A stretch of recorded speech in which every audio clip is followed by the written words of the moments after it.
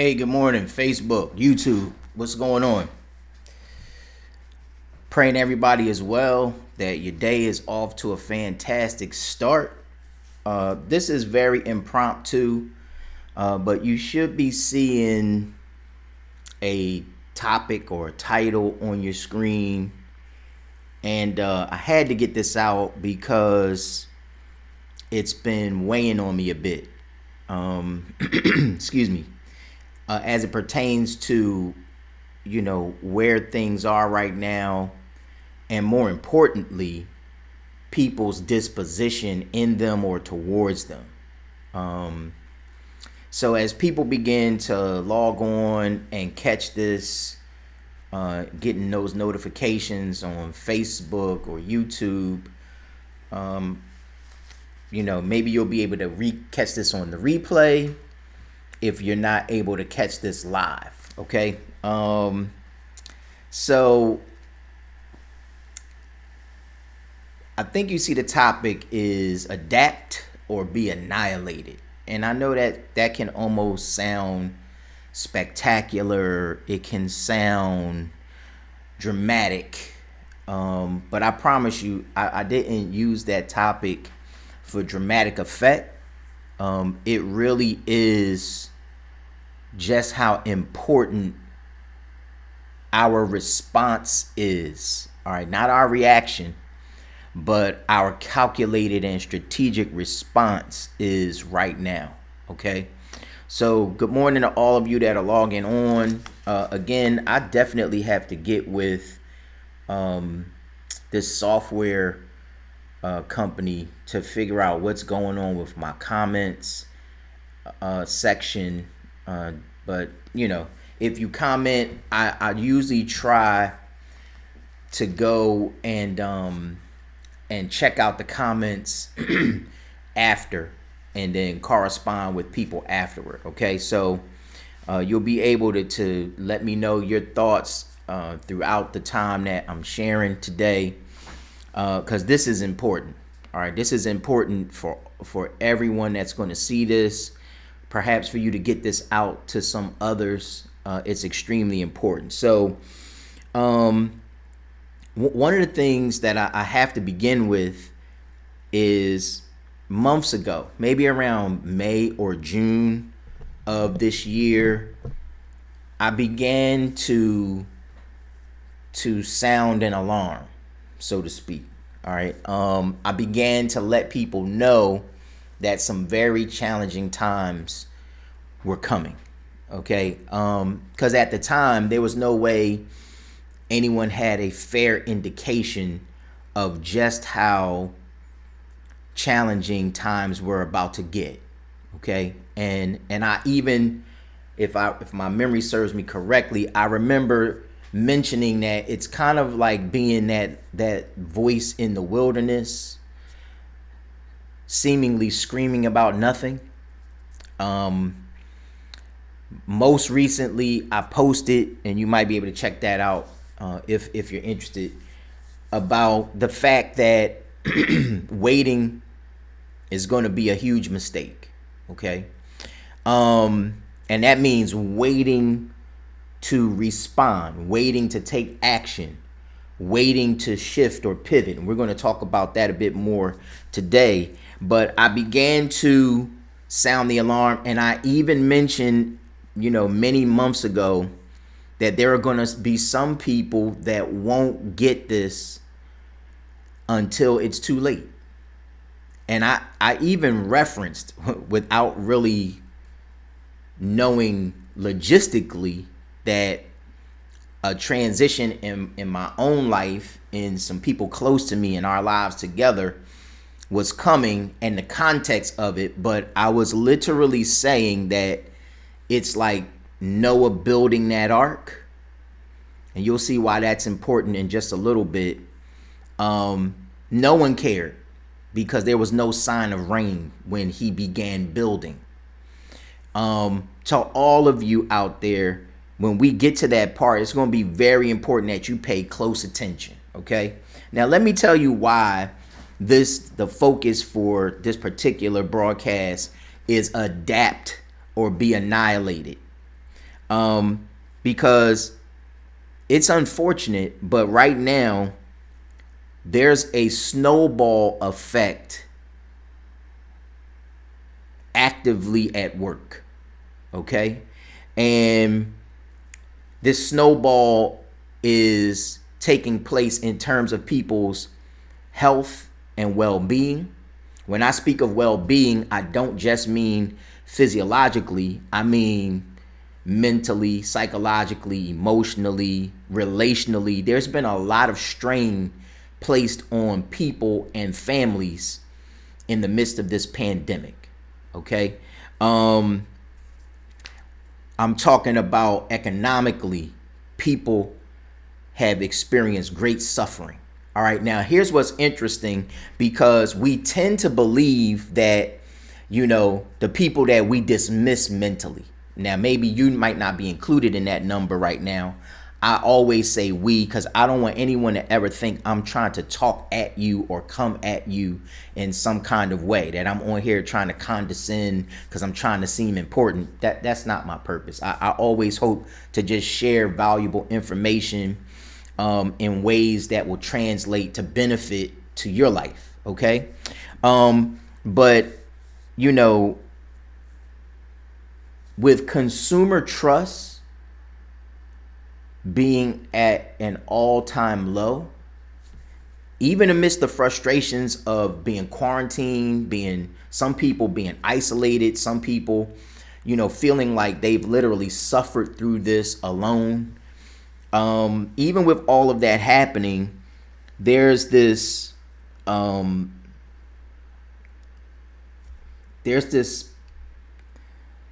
apprehension in a lot of people to take on life as it was before these quarantine procedures were affected. Okay. Even after they were lifted to some degree, my wife, who's a hairstylist, she still experienced a significant drop off in the amount of clients that were coming into the salon where she works. And there are many others who are experiencing this in their businesses. Entrepreneurs, small business owners are being ravaged by the fallout, the aftermath from prudence, right? See, that's the difference. This is not acts of public irresponsibility. These are the prudent and logical and reasonable responses to a health pandemic, to make sure that we preserve people in the ways, best for them. Okay. So with all of this taking place, and with a more expansive shutdown coming, there are many people who are like trying to figure out which way is up. All right. There are many small businesses that were already suffering, that were teetering upon the edge of failure, that this next shutdown, and ladies and gentlemen, please hear me when I say this, another shutdown is coming. Okay. This next administration has already stated that they don't see any way to avoid some form of shutdown to control the outbreak. Okay. And again, with public trust being very low and certainly impacted more greatly as it pertains to certain demographics, the vaccine, it's not going to make its way to everyone, because everyone doesn't trust the government. Everyone doesn't trust those who initiated the dissemination of the vaccine, who facilitated the need for the vaccine. Everybody would love to conveniently blame one man for the missteps in the way that this all was handled. But you need to know the narrative, the way that it was all carried out, it's bigger than one person, even though the one person was a focal point. Okay. And there was some ridiculousness there, but it's bigger than that. Okay. This is a plan that is at work. and this plan. I know everybody thinks that there was some light speed production of this vaccine. They've had this vaccine. They created this narrative to now bring the vaccine to the fore and to begin, vaccinating or inoculating people. Okay, so again, you can write me off as a conspiracy theorist and say Sheed is just throwing off again. He's out there. I understand. I'm just telling you this is how there is nothing that takes place in this world system that isn't extremely calculated, that they haven't given forethought to 30, 40, 50 years in advance. Okay. I remember being in a room and part of a meeting where they laid out the 100-year plan for the city in which I live, which is Philadelphia.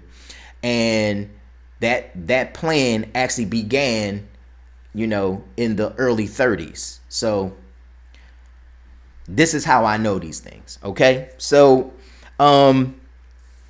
all of these dynamics that are coming together, these things that are working together as a snowball, because the snowball going downhill just continues to pick up snow. It gets bigger and bigger and bigger. It leaves a bigger, broader, wider trail as it goes, and it picks up velocity because it's picking up mass, and it begins to destroy anything in its path. All right. So there are more job losses that are inevitably coming because of the inevitable and inescapable reality that there are going to be more small businesses to fail going into early 2021. All right. And we're going to talk about why these things are coming together in the ways that they are. I'm not on here to make you feel bad. I'm not on here to contribute to any anxiety you might be feeling. I'm not here to make you fearful. That's not it. I'm not on here to control or manipulate you emotionally or mentally. That's not my point. I'm on here to hopefully inform to the degree that I can so that you can make an informed decision for your life, for your family's life, for your future, whether that's about the immediate future or, the future for your generations. All right. So that's going to be totally up to you. All right. So we have to examine the elements of the snowball itself. Okay. So the first aspect of it in the economic sense is no jobs and or less jobs leads to less money in circulation in the economy. Okay. It means less money for consumption. All right. This means necessary consumption. This means frivolous consumption. Okay. Frivolous is not a dirty, nasty word. It just means anything that is unnecessary. Okay. So although we believe certain things are necessary, it's not necessary to have Gucci or Prada or Fendi or Yves Saint Laurent. It's not necessary, to have Jordans or, whatever other athlete endorses shoes like sneakers. It's not necessary to wear all these name brands. Okay. That's frivolous consumption. All right. That's just the detail of it. All right. So we have to understand that there's going to be less money out there for frivolous consumption and essential consumption. People, you see it now. There's food insecurity growing in our country. We'll talk a little more deeply about that in just a little bit.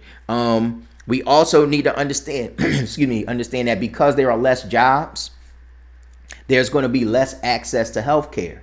All right. Now, this is significant, and it's a huge snowball dynamic because in a time when people are being affected and could possibly infect other members of their households or their extended families, that when healthcare is not accessible to more and more people, it's going to lead to further widespread of COVID or the pandemic, right? And then not only that, what we understand is that this also means that people who at different points in our recent American history, perhaps world history, who went and got degrees and became RNs, LPNs, all these different, what I'm saying, like nurses assistants and all the dental assistants, like all of these people who thought that they would never ever have to worry about having a job. You need to know in America that is still a high possibility. Okay, I'm going to go a step further and say that it's probably a growing probability because many Americans' healthcare is employer provided. All right, so then when that starts waning and then there's less people able to afford care and therefore won't even go into access care, then I'm just telling you that jobs are jobs. Okay, so it doesn't matter what context the jobs are in. I'm talking about there are people who have had mid-level management positions. They were considered white collar workers who are now unemployed because their company is gone. All right, there's business owners who were professionals, who were building careers or enjoying long-standing careers that some people just decided it's not worth the fight anymore. So you're going to see people retiring from certain industries just because it's not worth the fight anymore. All right. Again, all of this is just to point out the dynamics of this snowball effect. Okay. And then this also economically rolls into taxes because with higher joblessness, higher unemployment, people are paying less taxes. Okay. And I promise you there's some good news coming towards the end of this. So don't tune out. Don't tap out on me. I promise you there's good news coming. Okay. Because there's things that we can do proactively. All right. That will relate back to this fact that, taking preventative measures is going to be the smartest thing any one of us can do with the way things are trending right now. Okay. Yes, I said preventative. I don't know why I feel like I have to reiterate that right there, but that means taking measures before it's necessary. All right. I learned a long time ago, the best time to put on a parachute is before you've jumped out of a plane and you really need it. I'm not stuck. It didn't freeze. I'm letting that marinate for a second. Some of us really need to hone in on this. Okay. So with the less taxes that they're being paid, then that's going to lead to, again, the snowball. That's going to lead to lesser and lesser federal and local services. I'm going to tell you that experts have examined this. They are measuring this, and you're going to begin to see that just like we already experienced, there's going to be cities filing for bankruptcy just because of the change of the tax structures. Okay. And there are financial experts, there are legal experts that are already sounding the alarm to the federal government, to our legislators, to our representative bodies, that they need to get on their job. They need to do something to provide relief and support to the American public, because if you just look at the tax receipts just from this year up to now, they're already saying that there's going to be less money in the governmental coffers for them to provide the kind of services that are going to be even more necessary for the growing number of people that truly need relief and support, not because they're lazy, not because they didn't want to work, not because they're not looking for gainful employment now as we're doing this broadcast, but because the economy and the dynamics of the economy have eliminated those opportunities that used to be commonplace in the richest country in the world, right?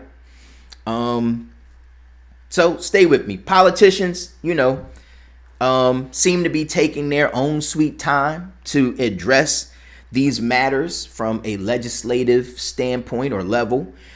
Because quite honestly, many of them with their plush jobs and their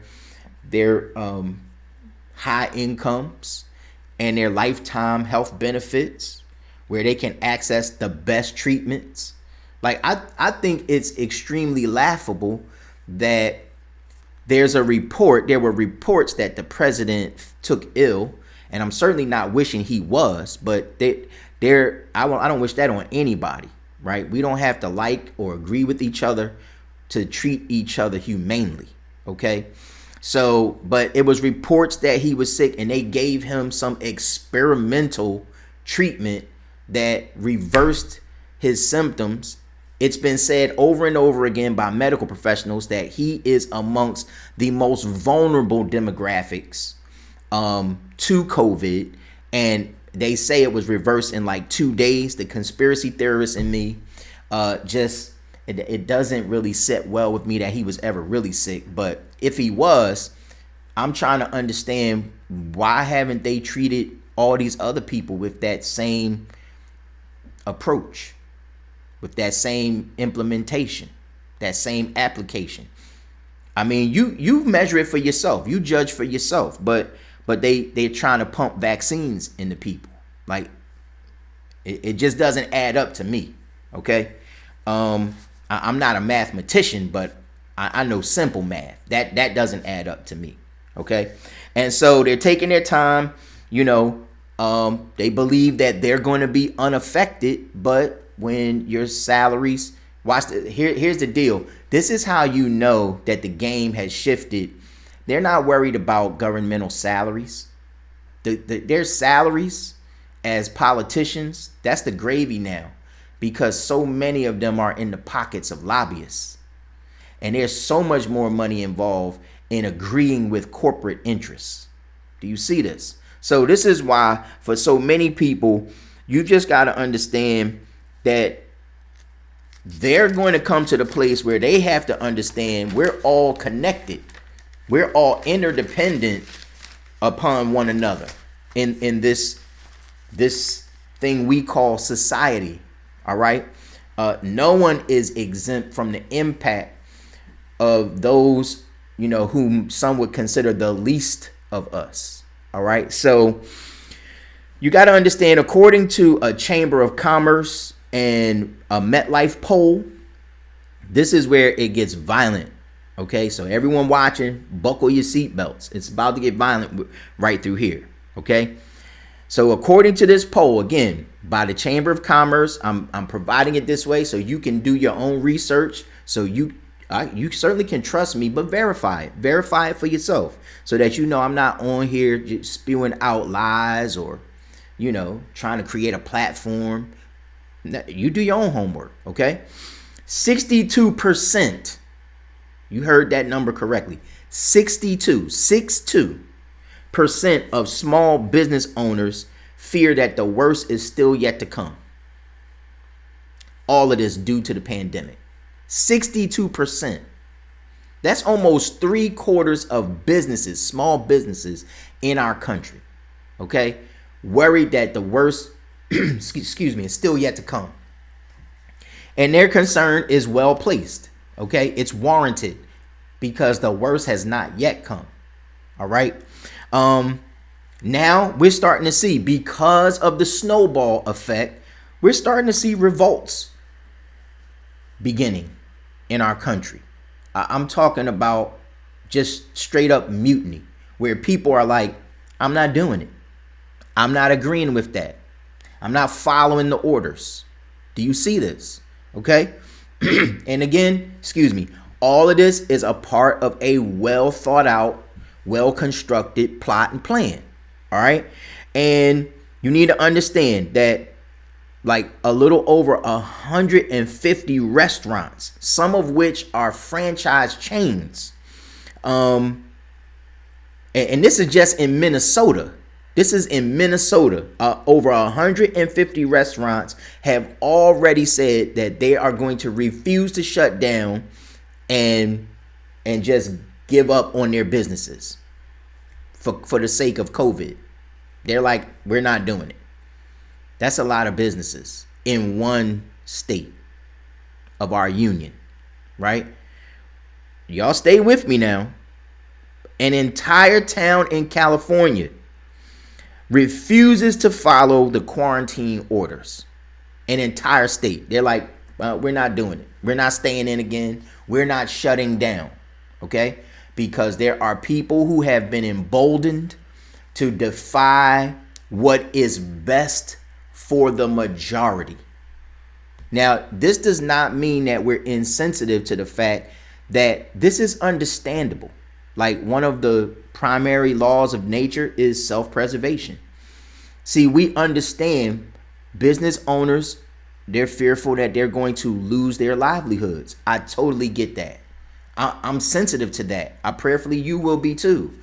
I'm not trying to vilify or demonize these people. I'm just pointing out that this is going to take matters to different and heightening levels where things are going to escalate.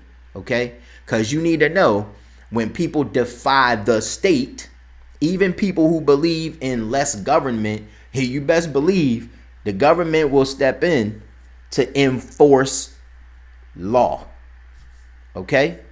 And this is why this is very significant, because you've already seen people walking with rifles and long guns down American streets, openly carrying. It is a constitutional right. They are not breaking the law, but the sentiment along with it, the tone along with that behavior, that open show of defiance, right? Of strength is interesting. Okay. But these are the times in which we're living. And I try to tell people, get ready, because I am telling you, a part of the plan is that there will be blood in the streets, that there will be Americans fighting Americans once again, like the uncivil war. There was nothing civil about that. Like that race war, because that's all it was about. It was about, it was about white supremacy in this country, especially in the southern states. And they wanted to keep things a certain way. And they wanted that free labor. And they didn't want anybody to tell them that they had to take losses to pay people for providing the kind of labor that was being provided, because there was great wealth amassed on the backs of those slaves. Okay, so you deal with that, do with that what you will, but that's just the truth of it. Okay. Also in Washington State, not in the District of Columbia, which parenthetically is not a state in the Union, but even though it's our capital, the District of Columbia, not that, in Washington State, okay, they're refusing shutdown. The mayor is refusing shutdown. That means that local government is saying, we're not doing what the federal government has issued and stipulated as an ordinance or an order, and we're not doing that. We're not shutting down. So this is this snowball effect. Now, again, we have to really embrace the reality in this, in that with more and more people and places and governments and officials taking this disposition, it's going to lead to a furtherance of outbreaks. It's no way around it. All right. Now, I want to make sure everybody understands this is by personal experience. OK, this is by personal experience. And I'm not trying to exploit this information, but I feel a responsibility to let you know, OK, that I have found out personally, because of the capacity in which I serve in ministry, that you can be infected again. You can. So anyone who tells you that, oh, you're immune once you've contracted it, it's a lie. I know this from my personal experience. Excuse me. Okay. So you have to understand this will definitely lead to more outbreaks. And that's going to lead to the further understandable and reasonable necessity to shut things down. I'm just telling you. It's just this vicious cycle. So now, as we shift a little bit, there's about 30 million small businesses in the United States. And you need to know that about one third are going to be gone. That means about 10 million small businesses are going to be gone. And experts are saying that's probably going to take place before the end of the year. Now, there's only a couple more weeks left in the rest of this month, but they're saying that by the end of this year, those businesses may be gone. Certainly, if there's another shutdown, a full shutdown that's coming, that's just going to be the nail in the coffin for so many small businesses. Okay. And again, to remind you, the reason why small business in America is such an important factor to focus on is because most of the American economy has been built upon the thriving small businesses throughout the history of our economy. Okay, so you just need to know major corporations often depatriotize their businesses and dollars. They take them overseas, offshore. And so it's always been the small businesses that have contributed to the thriving culture, the thriving economy of our great nation. Okay, so I want everybody to understand, I'm not bashing America. America is still great, but just like with anything, there's often many shades, many facets, many faces to any given thing. All right. And there's some stuff that America has to address. Okay. So this organization Verify, okay, again, you can look this up. Verify has actually measured that they believe about 800 small businesses are closing per day. That was eye-opening. That was staggering. Because you know the American dream is to be your own boss.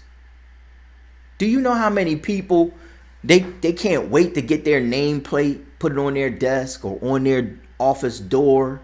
They can't wait to get their desk, to be the boss. They can't wait to make their own schedule. They can't wait to employ others so they can tell others what to do. That might not be the whole reason, but I'm joking in that regard. Hopefully that's not why you went into business, so you could tell other people what to do. But that's been the American dream. And now you just need to understand that 800 of these small businesses per day are going under, going down for the third time. And many of these businesses are going to be unrecoverable. Do you see this? Do you know, in another context of my life, in a business context, we've been searching for some commercial real estate. And you need to understand, property holders, landowners, they're suffering. They are suffering because reputable businesses, again, of no fault of their own. Maybe the only fault at this point is not having enough foresight to prepare for the shifts that could occur in an economy that is growing fragile, that's fraying at the seams. Do you see this? Okay, so if you're a business owner, if you're a small business owner, if you're an entrepreneur, you need to really start challenging yourself to think outside the box so that you don't refuse to plan and strategize and then make yourself obsolete and defunct as it pertains to the marketplace. Do you see this? Okay, hang in there with me. Stay with me. I told you good news is coming. All right, more than 35% of small businesses are unable to pay their rent or their lease. See, let me tell you why that is a very important stat. All right, it's staggering because when we've reached a time in our business climate, in our national economy, that responsible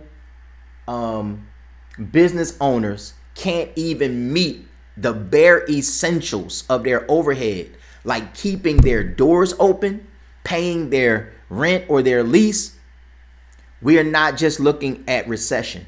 I'm just going to tell you, I'm getting ready to use a dirty word. So prepare yourself. We are looking at the forebodings of a collapse. That's real. And there are some of you already experiencing loss of hours, which equates to loss of income. Many of you have already been furloughed, which is equivalent to loss of income. And you need to understand that the programs that were put in place to provide the necessary and reasonable relief for responsible American working citizens, when that was depleted, those numbers went from like 900 a week, where everybody for some reason thought that that was an invitation to go spend all that money at Neiman Marcus, at Saks Fifth Avenue. Do you see this? Do you see this? To go get a new PS5, to give their children the best Christmas ever. It's a costly prospect. It's a costly prospect to think that those things are going to make life better, when really I don't even believe people should have been getting that money and saving it. I think people should have been getting that money and strategically investing that money, putting that money to work. I'm going to show you in just a minute. I told you we going somewhere with this. It's going to be really good news. Okay. So we've got to understand that also, in a time when women owned and operated businesses have been thriving at an all-time high. Kudos to women. High five to the women, to my sisters. And that, I don't just mean black women. I mean to sisters. Like, I count everybody a brother and a sister. I love everybody, right? I don't have any axes to grind, okay? But kudos to women who have been doing it big, who are stepping to the fore in terms of economic and policy and business leadership. Hats off to you. Here's what's challenging about that. It's now up to 38% of these same women who didn't do anything wrong of their own, who didn't, make any personal missteps, who tend to often treat people better, than men. Like, I was watching some comedy show and they brought out the point, that men have been responsible for all the wars, because they were, that's what it was. It was a comedy spot. And this guy was interviewing people at, a particular political rally. And, they were like, being president is a man's job. I don't know why a woman would want to be president, because, and when they were asked and questioned, well, why shouldn't a woman be president or be vice president? They were like, because women are too emotional. They might get in their feelings and start a war. And then this interviewer raises the point, well, haven't all wars been started by men? Ta-da-da! What a revelation. So there's not one gender more prone to it than another, I imagine. And it's not to put in question every decision in the past to make war, you know what I'm saying, has been bad. All right, so, but that's parenthetic. All right, so watch this. Here's the biggie though, and this is close to home.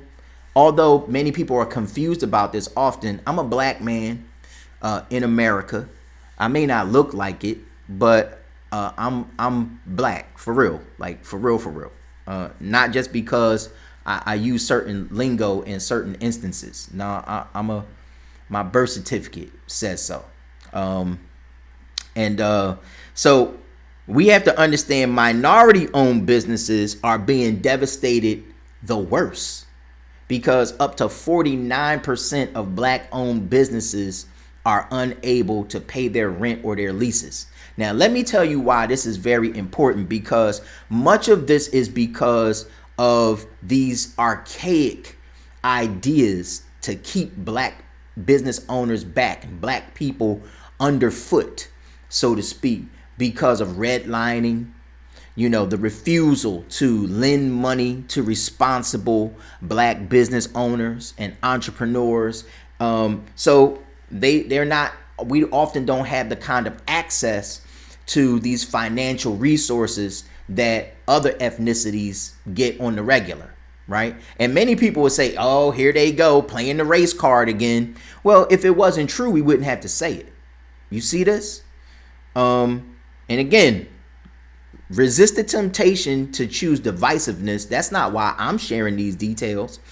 It's to inform my people that these things still exist. And this is why we've got to think differently. We've got to stop waiting for the system to change. Wait, banging on the system's door. Let us in, like us, love us, accept us, embrace us. We got to stop all that. We've got to stop waiting for somebody else to swoop in and save us, to swoop in and help us, to swoop in and support us. No, I'm going to tell you, nothing's going to happen if all people don't come together. But we, especially as blacks in this country, we got to wake up.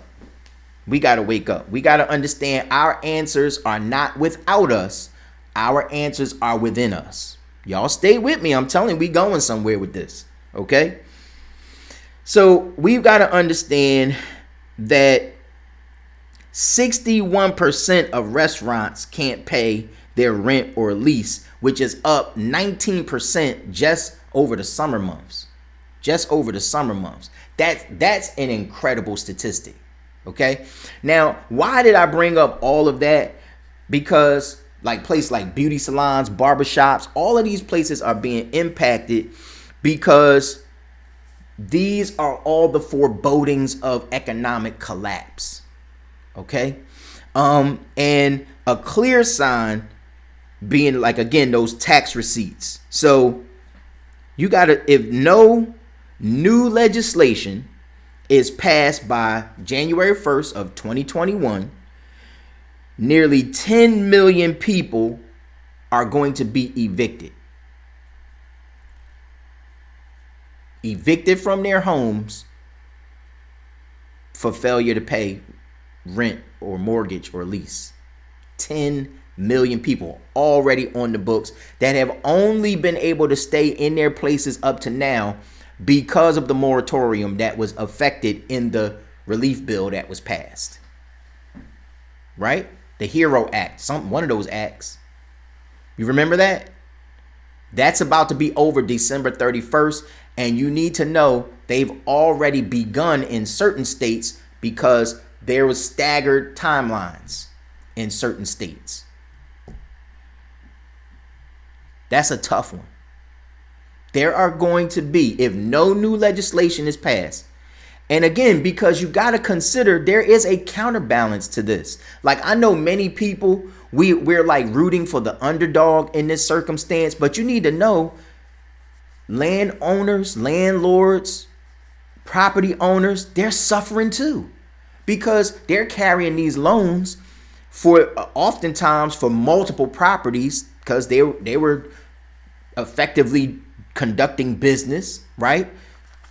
Acquiring assets to add to their portfolios, and now the bottom is falling out. And so it's not really fair to them either that but this is why we have to understand we are all connected, that we are a synergistic people, that we need each other to make it. And certainly if we plan to make it well, do you see this? Okay. That's not deep. That's simple. All right. Again, that's another matter for simple math. So many Americans are going from the middle class directly to poverty. The middle class is now being decimated, going right from middle class to poverty. So according to the University of Chicago, to the University of Notre Dame, and there was they posted this report in the Washington Post, but it was based upon a study done by the University of Chicago and the University of Notre Dame. They say that nearly 8 million Americans, it was close to 7.8 million, but nearly 8 million Americans have fallen into poverty since the summer. I'm talking about the summer of 2020. Nearly 8 million Americans.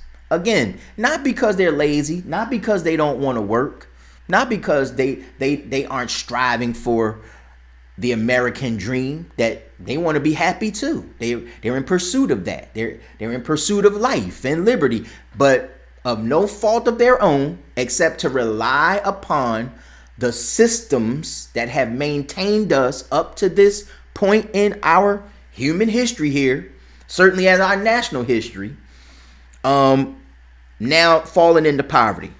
Okay?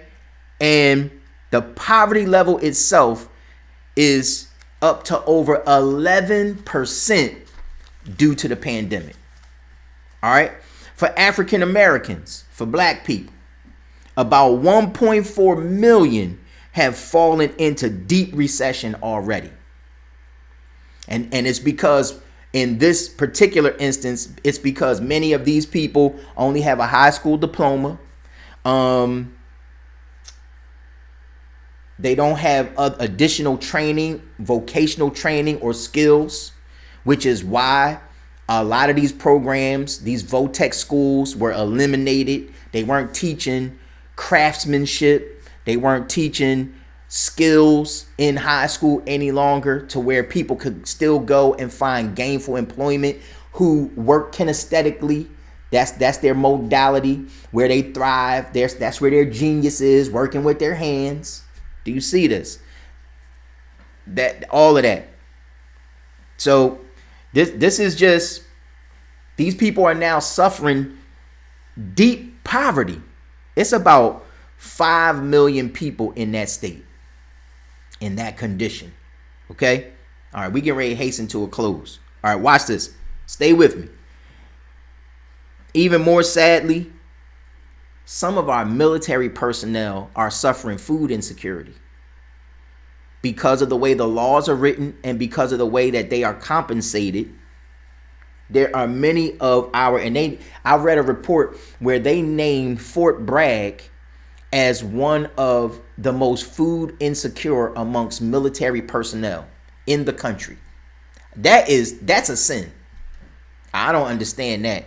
To all of our men and women, brave men and women, putting it all on the line for all of our liberty, to preserve our security on a national level, we salute you. Okay, I've never been a soldier. I'm not trying to gas you up. I'm not trying to fake anybody out with that salute. No, that's a sign of honor. All right, we honor you for your sacrifice, and the fact that we have military personnel suffering food insecurity in the richest nation on the face of the planet, it's criminal. That's criminal. That's a crime against humanity. That's politically and socially criminal. I don't know how else to classify that.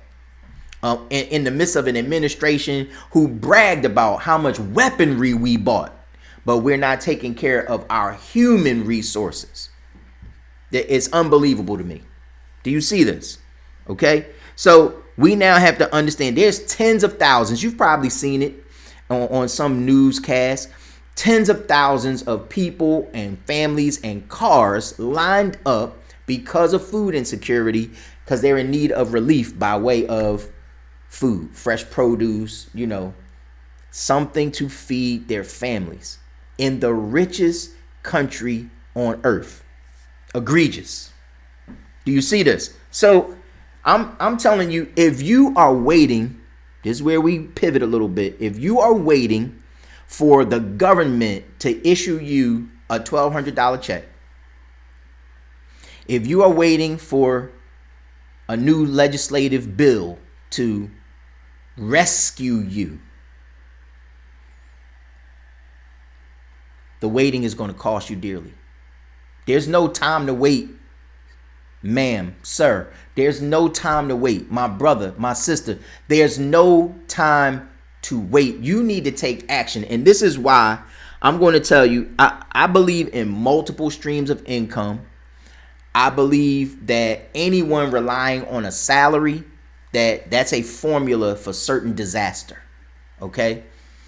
And I don't care what it is you're doing. It's a formula for certain disaster.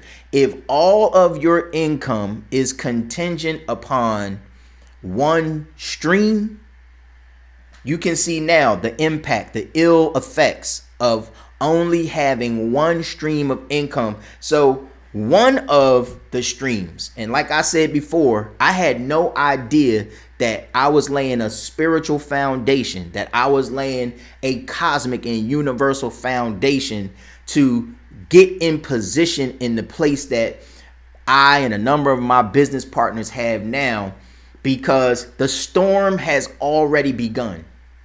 It's raining. You know that rainy day people tell you to prepare for? It's raining. And that's not a joke. It's raining.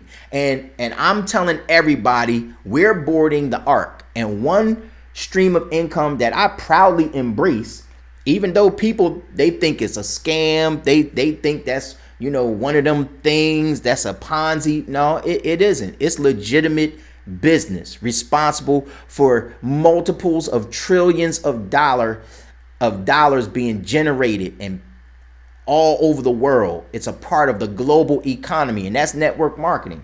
And I'm telling you, if you have not prepared yourself, if you don't know what to do, you need to get in touch with some people who are leading the way into the ark. We all have launched ourselves. We've just locked arms with, and I'm proud to say this part too, you can judge me if you want, with a black owned business, not a black company, a black owned company. Okay. With a gentleman and his wife that we've been partners with in another business, another vehicle, but launched his own company. Mad respect to Mr. Kenny Lloyd and Shantae Lloyd, to all of the leadership who were already here and a part of this initial build for the first year with Tava. And as my sister Nina Moore is saying over and over again right now, for Tava International, we're going to be international. But Tava is Hebrew for ark. It's raining. And I'm telling you, the rain is going to ensue. It's going to build. We're getting the word out to as many people that have ears to hear. Get on the ark. For some of the leadership, and I don't know much of the leadership, so I'm not trying to exclude anybody from these comments, but like to some very key people who have been helping us with this transition. Mr. Kevin Harris, just exemplary in character and integrity, does what he says, just tenacious in his work ethic. We've been at it every day, right, since we launched. And to Lachelle Pierre, whom again I've known, always been service oriented, a woman of God, just built to serve, helping a lot of people. And then to people like Jeff and Janella Simpson, yo, kudos to you, hats off to you for seeing the vision among the first, for already putting in that work. If you know them, if you've been watching their journey, you need to holler at them. You need to get with them. You need to get in their inbox, in their DM, so that they can show you if you've been watching and following their journey, right? To TK Walker, who is helping us and leading the way, teaching us some new things. Like, hats off to you. Again, I believe in honoring and respecting the leadership in the room already, right? So to many of the other leaders whom I may not know personally, I'm not trying to offend or exclude anybody. Respect to all of you. And then certainly to Paul and Nina Moore, if you've been watching their journey, if you've been following them, you need to get with them.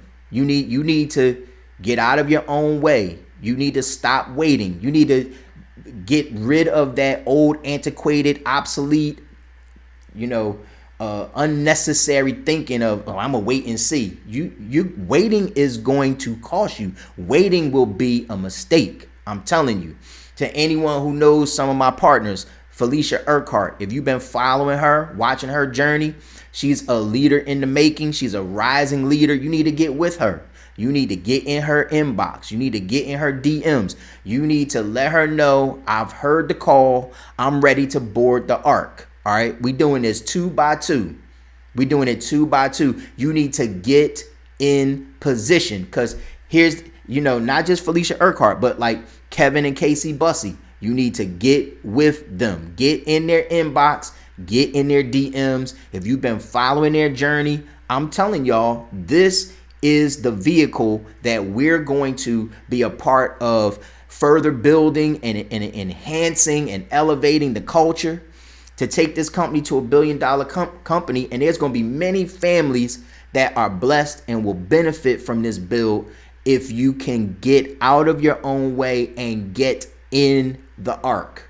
I'm telling you, to Joanne Wilson, another emerging leader, you need to get with her. You need to get in her inbox, get in her DMs. You need to do it now. You need to start thinking bigger, start embracing what you may not have ever known before. It could be your life if you get in the ark. And then for like my sister Charnay Murray, I'm here to tell you, you need to get with her. I've already seen what she can do. I'm just telling y'all, she's amazing. She's already knocked goals out the park. She's in position. You need to get with her. She's another emerging leader, because we want to put as many people in position as we can to not have to worry about this economy as it stands. In the ark, you can be preserved.